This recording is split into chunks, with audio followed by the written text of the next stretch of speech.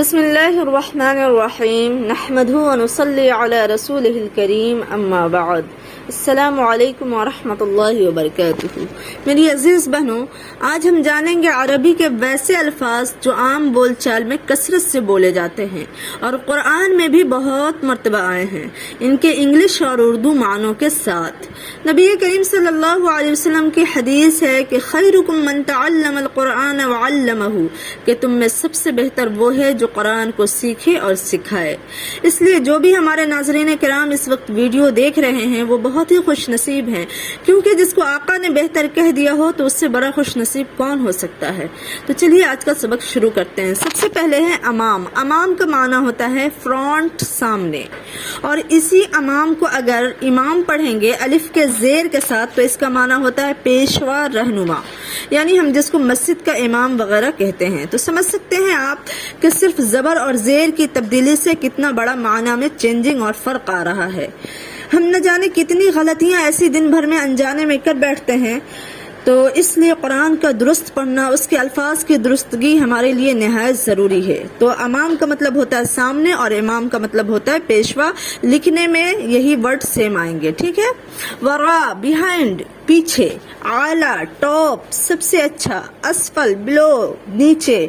یمین، رائٹ، دایاں۔ یسیر، لیفٹ، بایاں۔ فوقن، اپ، اوپر۔ تحت، ڈاؤن، نیچے۔ غرابن، کرو، کوا۔ سورہ مائدہ کے آیت نمبر 31 میں غراب یعنی کوے کا ذکر آیا ہے۔ حضرت آدم علیہ السلام کے بیٹے قابیل نے جب حابیل کو قتل کر دیا تھا تو وہ پریشان ہو رہا تھا کہ اس لاش کا آخر کرے تو کیا کرے، کیونکہ دنیا میں اس وقت تک کوئی موت واقع نہیں ہوئی تھی، وہ پہلی موت تھی روئے زمین پر اس دنیا میں۔ چنانچہ اللہ کے حکم سے کوے آئے اور اس نے چوٹ سے زمین کو کھود کر دفن کا طریقہ سکھایا، پھر اسی طرح قابل نے بھی حابل کو دفن کر دیا۔ آگے ہے قردن۔ قردن مطلب منکی، بندر۔ قطن، کیٹ، بلی۔ قطن، کیٹ، بلی۔ آگے ہے فارن۔ فارن کیا پڑھیں گے؟ فارن، ریٹ، چوہا۔ ببغاؤ۔ ببغاؤ مانے طوطا، ٹھیک ہے نا، پیروٹ۔ ثعبان، اسنیک، سانپ۔ کئی جگہ قرآن میں حضرت موسیٰ علیہ السلام اور فرعون کے جادوگروں کا جب قصہ آتا ہے تو وہاں پہ ثعبان یعنی سانپ کا ذکر آتا ہے۔ اس کے آگے ہے مشرق۔ مشرق، یہ سب جو الفاظ ہے بہت اردو میں بھی کامن ہے، بولے جاتے ہیں، حالانکہ یہ اصل میں عربی کے الفاظ ہیں لیکن بہت زیادہ اردو میں مستعمل ہیں، استعمال ہوتے ہیں، لیکن بعض لوگ تو اچھے سے اس کا معنی سمجھ پاتے ہیں، بعض لوگ اس میں کنفیوز رہتے ہیں، تو ہم نے اس کا بھی ذکر کر دیا ہے۔ مشرق مطلب ہوتا ہے ایسٹ۔ مشرق یہ مطلب ایسٹ، یعنی جہاں سے چمکنے کی جگہ ہے۔ تو سورج چمکتا ہے شروع میں کہاں سے؟ مشرق سے چمکتا ہے، پورب سے۔ مغرب، ویسٹ، جہاں پہ غروب ہونے کی جگہ ہے۔ تو کہاں غروب ہوتا ہے؟ سورج ڈوبتا کہاں جا کے ہے؟ مغرب میں، تو اسی لیے اس کو مغرب کہا گیا، غروب ہونے کی جگہ، سورج کے ڈوبنے کی جگہ، ٹھیک ہے نا۔ ویسٹ، پچھم۔ شمال یعنی نارتھ یا اتر۔ جنوب، ساؤتھ یا دکن۔ تو یہ چند الفاظ تھے جسے بآسانی آپ سمجھ لیے ہوں گے، ہو سکتا ہے بہت سارے لوگوں کو یاد بھی ہو گیا ہوگا۔ آگے ہے نملتن یعنی اینٹ یا چیٹی۔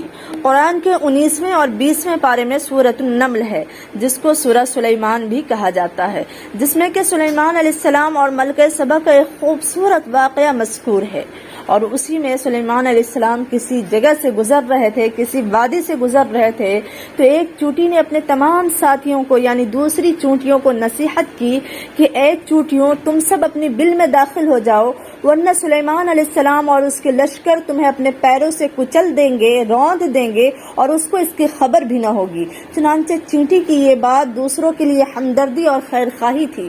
اللہ کو یہ ہمدردی اتنی پسند آئی کہ پوری سورت کا نام ہی اللہ نے چینٹی کے نام پہ رکھ دیا۔